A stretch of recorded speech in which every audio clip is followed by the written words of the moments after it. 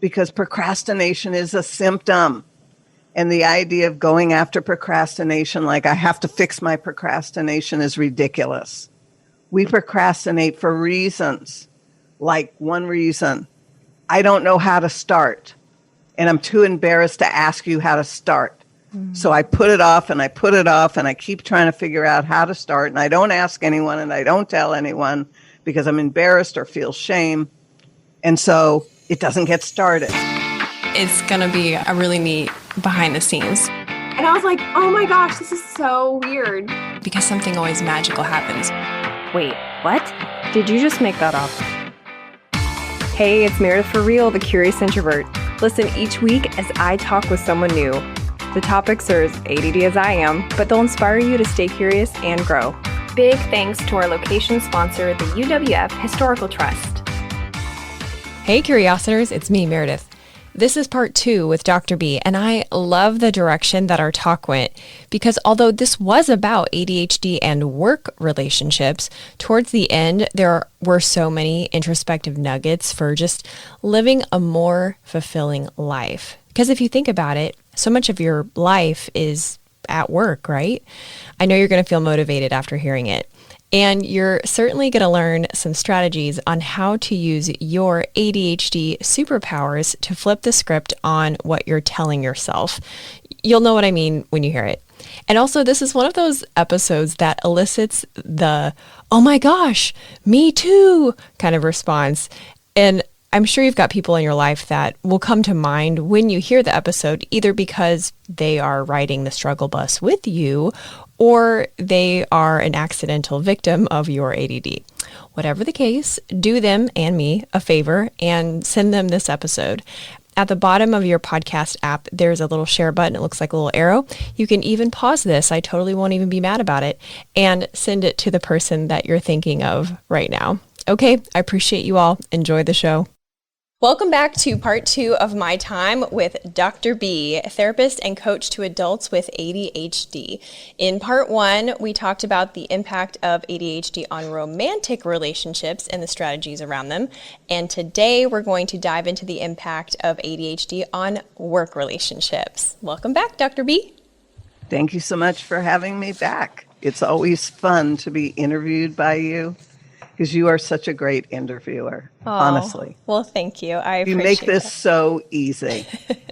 You're really wonderful at the perspective that you bring because you don't just answer the question, you introduce a new thought. And that's what this is all about, is not hating the way that your brain works and not feeling bitter about how your romantic partner or your office mate about their brain, but it's all about let's work together to amplify our best assets and make adjustments where we need to make them.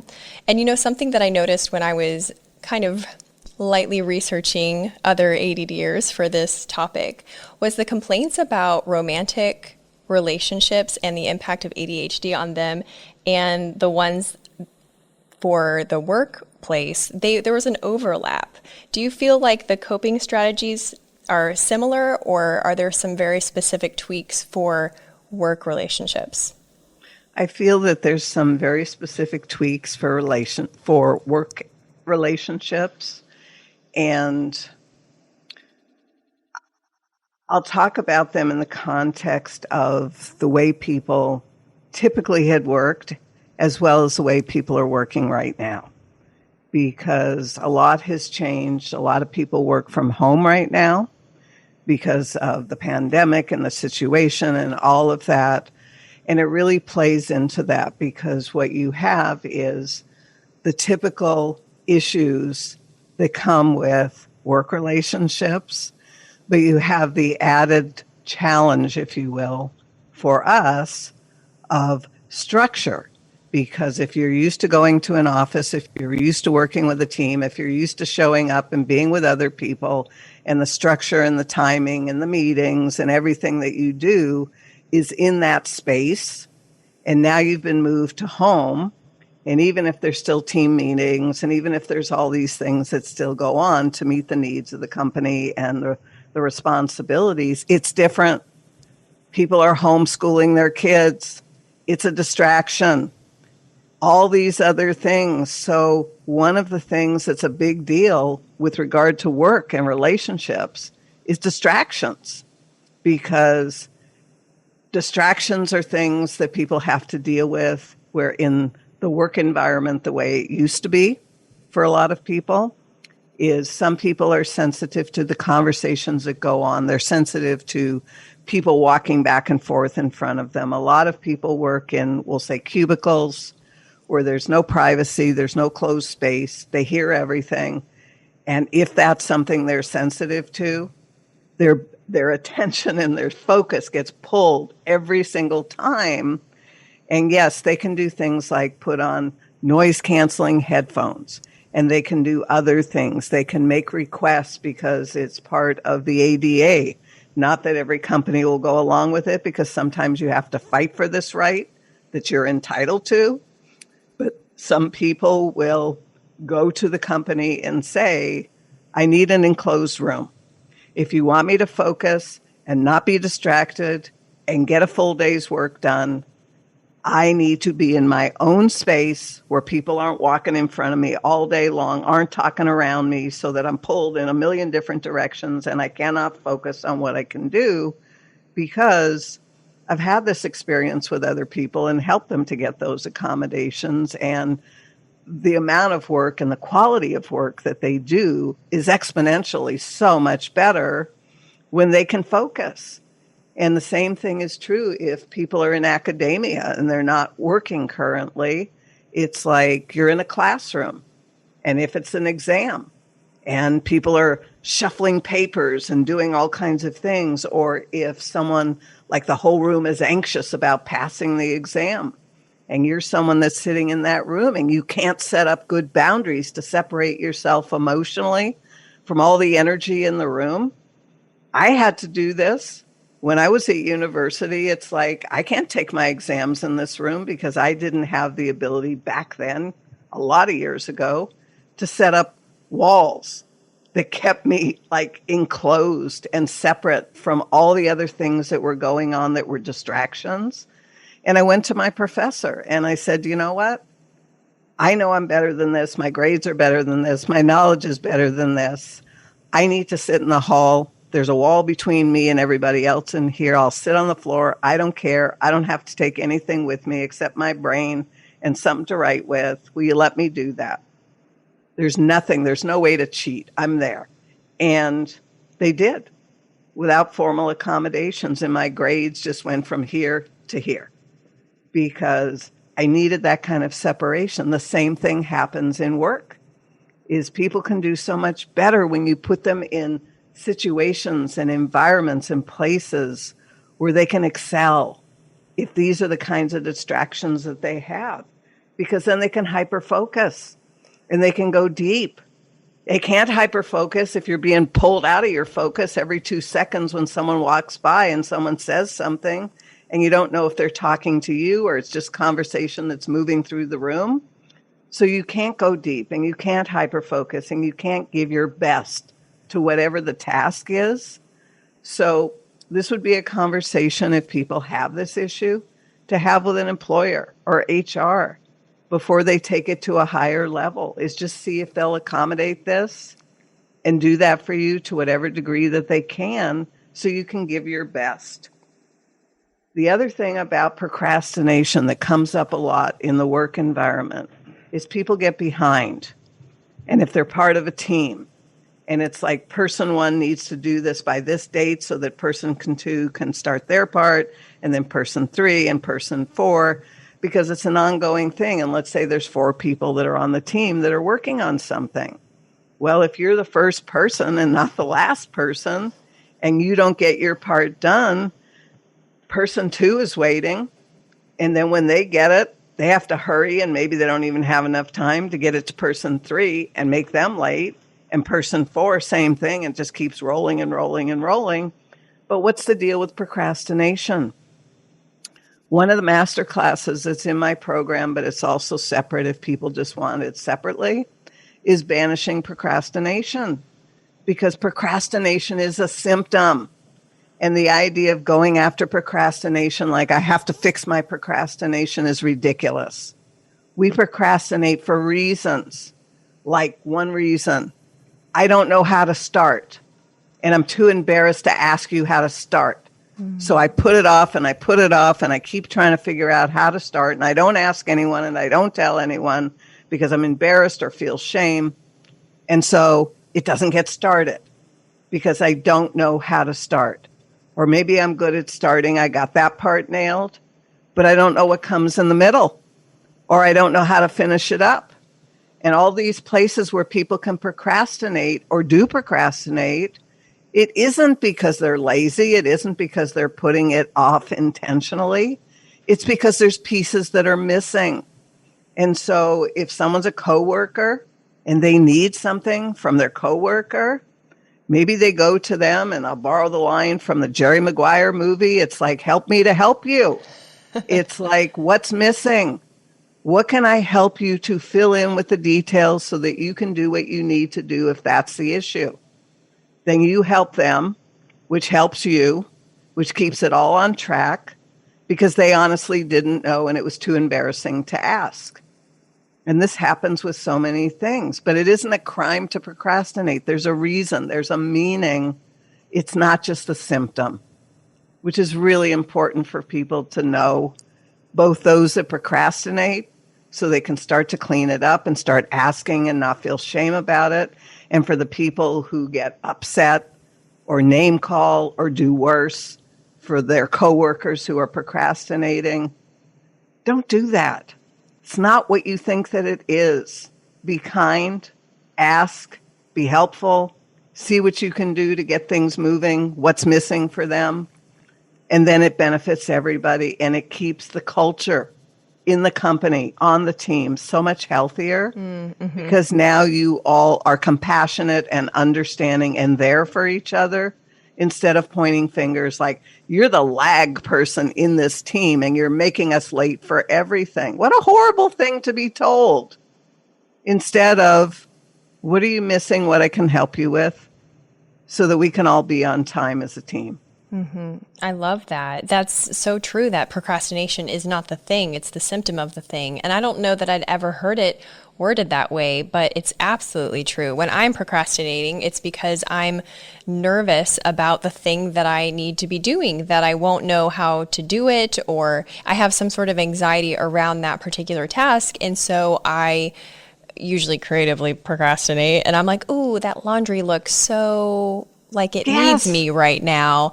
And so for myself, I'm thinking, I'm going to ask myself, what am I, oh, you said it earlier. I forget now. What's missing for you? What's what do you missing need for to me? know to get started, to keep going, to finish?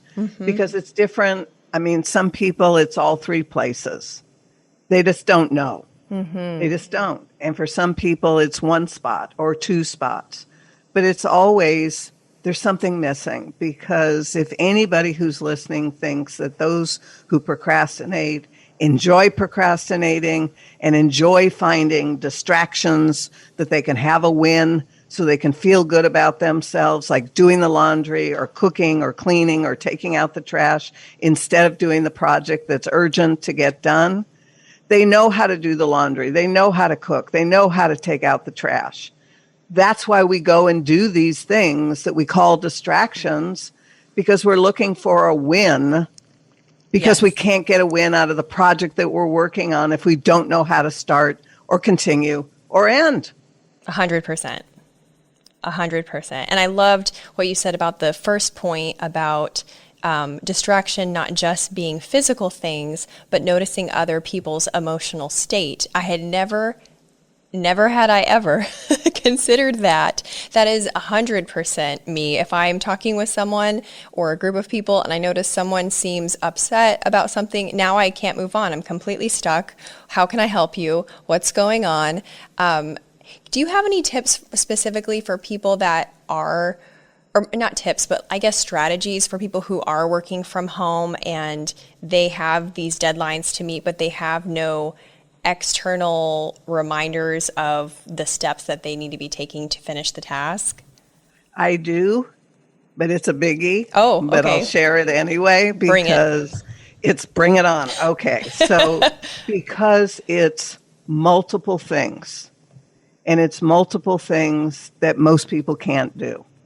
So they're either going to need to get help from a spouse, family, coworkers, whatever, because most people cannot create their own schedule. They've stuck with it at work because it was created for them, and they were accountable to other people at work, not just to themselves. And I see more and more people still in their jammies, like they're not treating it like it's a work day. I can't imagine doing that, even if all you're seeing is from me from here up. I have shoes on, I have socks on, I have pants on. I'm fully dressed as if I was going to an office because it's a work day. And so I do everything the same as if I was doing that, which so many people at home don't. They fall into this, well, I'm home, nobody will know. Nobody will know if I got up at this time and then I rushed and I did this and I did that. And they scramble and they don't know how to prioritize and they don't know how to put together a list of what they're going to do. And so many people work from to-do lists. To-do lists don't work. A list that's a to-do list says, here's a list of things to do. Great. I had to-do lists that became 10-year to-do lists that the stuff never got done because by the very nature of the name of it, it is a list of things that you have to do. So what? When? I don't use to-do lists anymore because they didn't work for me and they don't work for most everybody that I ever talk to. If I need to capture something, like if you invited me to do something and I said yes, I might dictate it on my phone or make a quick little note or something, and then I check my calendar. Everything's on my calendar.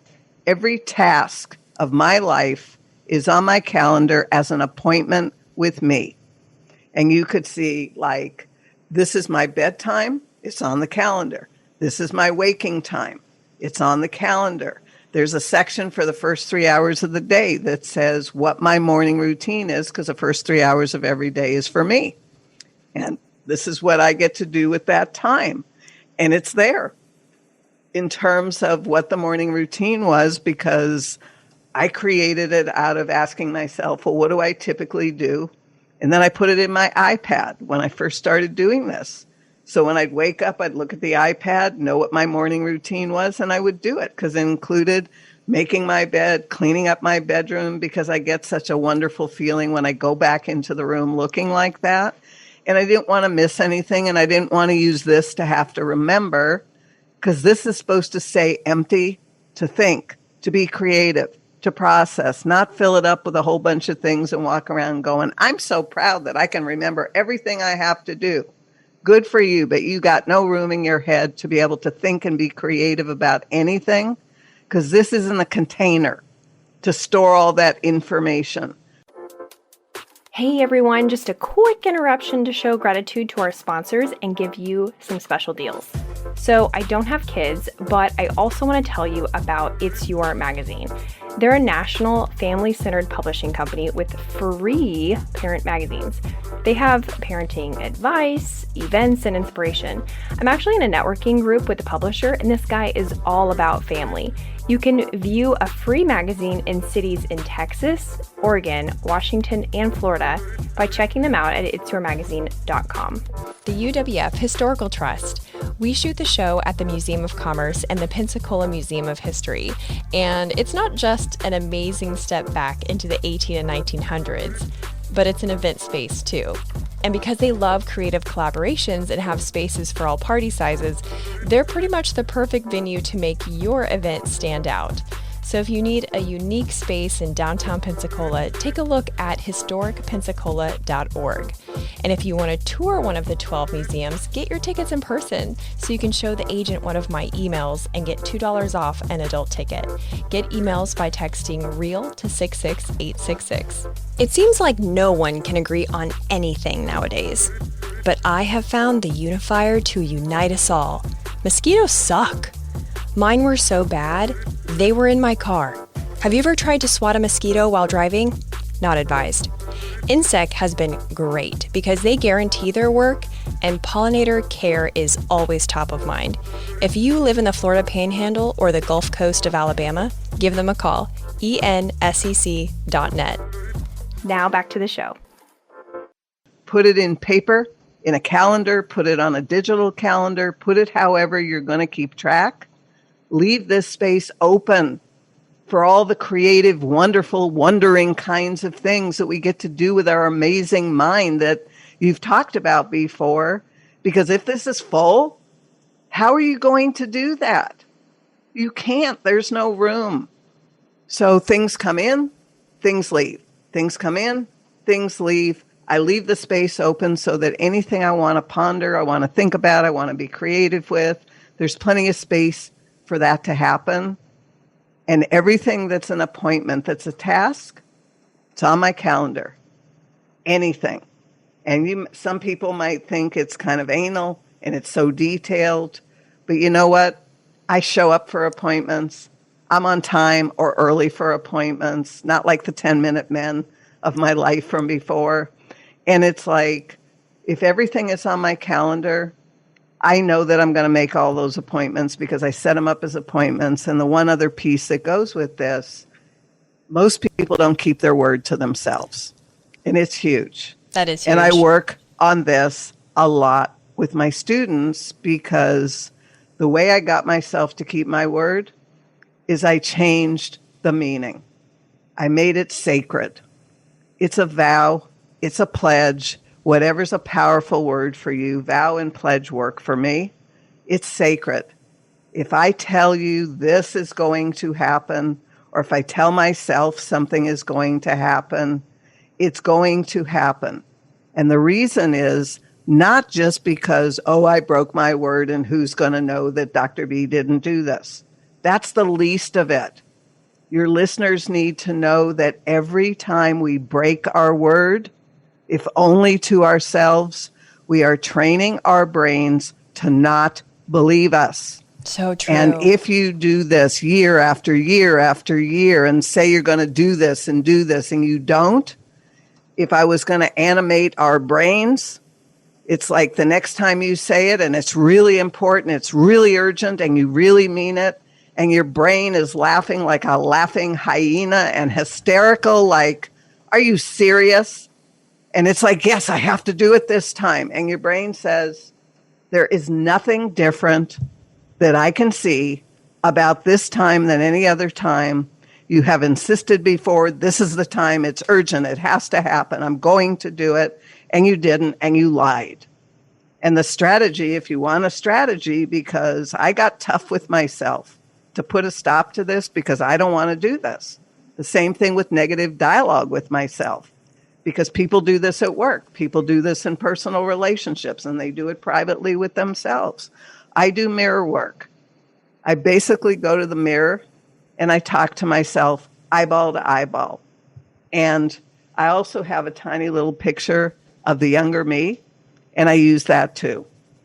Because if I'm going to do something harmful, which this could apply in work, this can also apply in personal relationships, I'm going to tell the younger me what I'm going to do, and the fact that I don't give a rat's whatever, that this is going to hurt her because I'm going to do it because I want to do it, and too bad for her.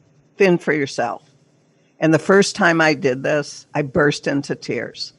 Because to imagine talking to a 3-year-old and telling them, I know this is going to hurt you. I don't care this is going to hurt you. I want what I want, and I'm going to do it, and you're just going to have to be the fallout and be hurt.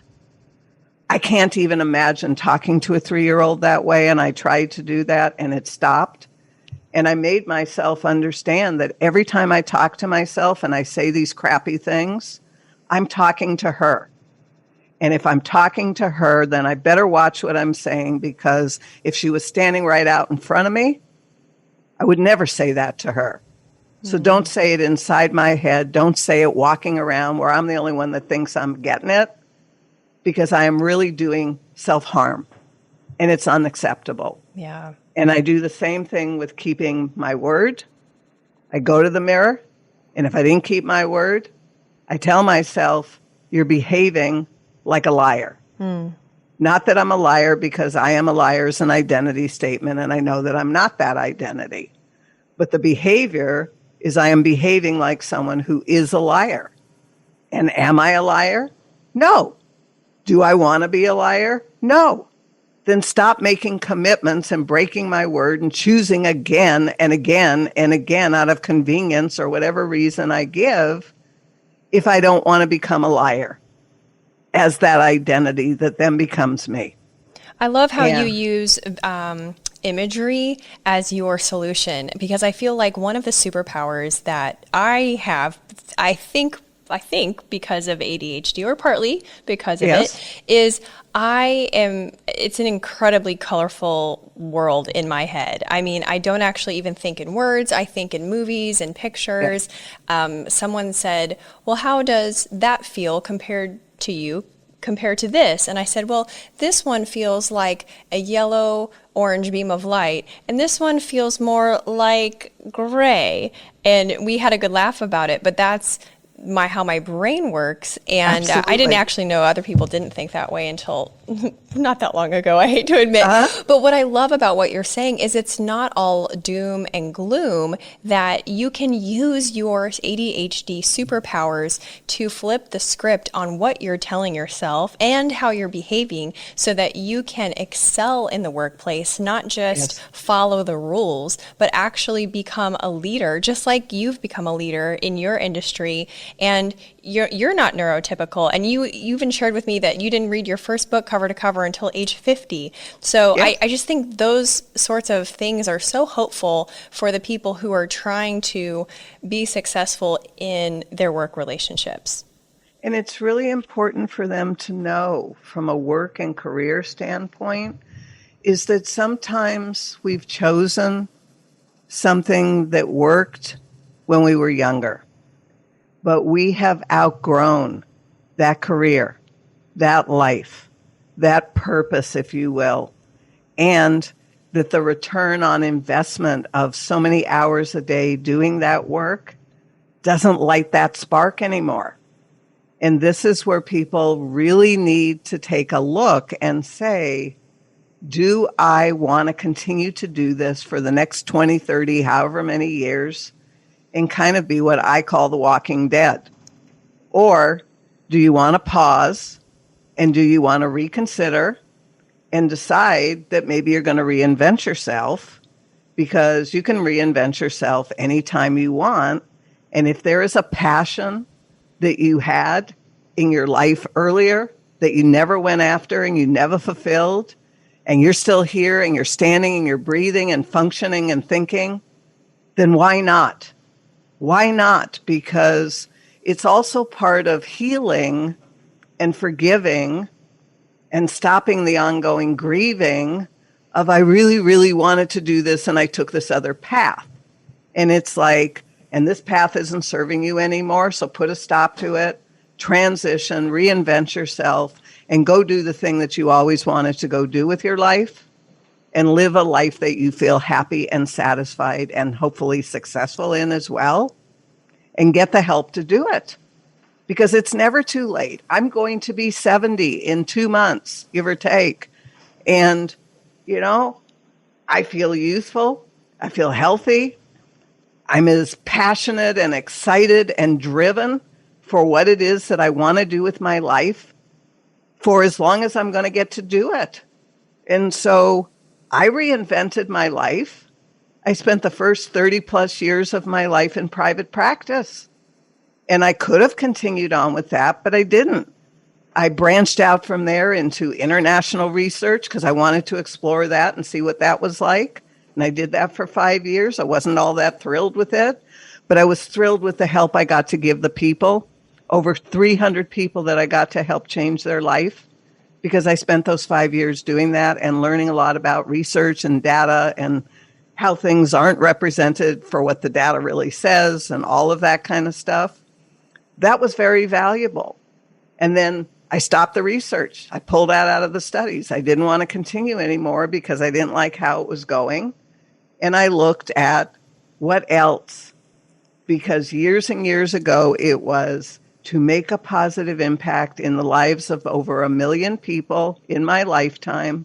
And when I made that statement 30 years ago, however many years ago, and I wrote it on a board, I had no idea how that would happen. Because doing private practice, you'll never work with 1 million people. You'll never have that kind of positive impact. And that's why that world was just too small. And I knew something bigger had to happen, but I had no idea. So I did what I was taught to do. You start messy. You start with an idea. You get out there. You take action. You do it messy. You learn from messy. You get wet. You get in the water. You actually have an experience and a knowing to know if you really want to do this or not. Because if you don't, move on. And if you do, go for it. But you can't know sitting on the side. You can't figure it out that way because it's a heartfelt thing. It isn't a head thing. And That's too many so people true. try to figure it out up here when it's this that wants fulfillment. Absolutely. I don't know how I could have wrapped this episode up better than with that beautiful motivational and inspirational talk. And I think I should add to your accolades something about like mother of reinventing herself or something like that. You do such a good job. I hope that my listeners do get in touch with you with the programs that you have, your free Facebook group. All of those resources are absolute gems and so helpful because you're right. It is needless to suffer in your mind thinking, oh, this is typical, or even worse, oh, this is not, there's no hope for this. But there is hope, and there's even more than hope. There's a thriving level to be experienced, and I'm so happy that you were able to come on the show today and share all of that. So You're so welcome. As we conclude, can you tell people your Facebook group and what other ways you would prefer that they interact with you and keep in touch? I can do that really quickly. So they can come to the website, which is drbarbaracohen.com. They can learn there because it's up in the menu at the top. They can learn there about my podcast show, which is Living Beyond ADHD, because I host that on my website as well as in all the other common places that podcast episodes get hosted. And they can learn about the Adventures in Achievement program, which is the 7-month program. I'll call it my signature program. It's just the most extraordinary thing because there's nothing like it on the planet. I know, I've looked. And I am the proud creator and visionary of it. And it continues to get better and better with every round of group of people that I work with because I learn from each person who becomes a student. And it's like, oh, I can add this, I can add that. It's not stale. It's organic and it's evolving and changing where something else needs to be there. I'm the one that created it, so I put it there. That's my right. If it's going to serve the higher purpose. If they're not interested in the program, which to me it would be foolishness if they aren't because it's such a life transformational experience. But if that's not something they want to do, they can come to the free Facebook group. And that is also called Living Beyond ADHD. I kind of keep it simple and answer a few questions when they ask to join the group because otherwise I can't approve them if they don't do that. And then I can get them in. I go live in the group. Every 2 weeks, I answer questions. It's like, you want to pick my brain, pick my brain. You know, some people just don't put their questions. And so I may talk about a little bit, or then I'll just cut it off because no one had questions. But that group now is like 1,800 people. I can't imagine that 1,800 people don't at least each have one question that they would put in the thing for the post who asked me to go live on every 2 weeks. But so far, it hasn't been an avalanche, and that's okay. Maybe this will inspire people to do it because I love answering questions and clarifying things with what I feel is a level of professional input as opposed to pop psych or just peer groups talking to each other and telling people things that is just really harmful. And I just don't run a group like that. Right. The group is safe. We moderate, we have rules, guidelines, boundaries, and people have to abide by it or they don't be there because I've got to keep it safe for the highest good. There's also master classes on my website that people can look at. There's also free resources that people can look at. Everything's listed across the top, including where you go for the wait list for Adventures in Achievement. That's going to open up for enrollment on the 7th of March. And I'll be sure to link everything in the episode description so that people can easily engage with great. you. So thank That'd you be again, great. Dr. B. This was awesome. That's a wrap. Woo! Thanks for listening. If you liked this episode, you'll also like last week's episode with Dr. B, where we talked impact and strategies of ADHD on romantic relationships. And we're coming to an end of the Love and Relationship series, so stay tuned next week for the last installment when I talk with the founder of a dating app for people who want to get pregnant but don't want romance, but want a relationship. You're going to like it. Talk to you next week. Stay curious and grow.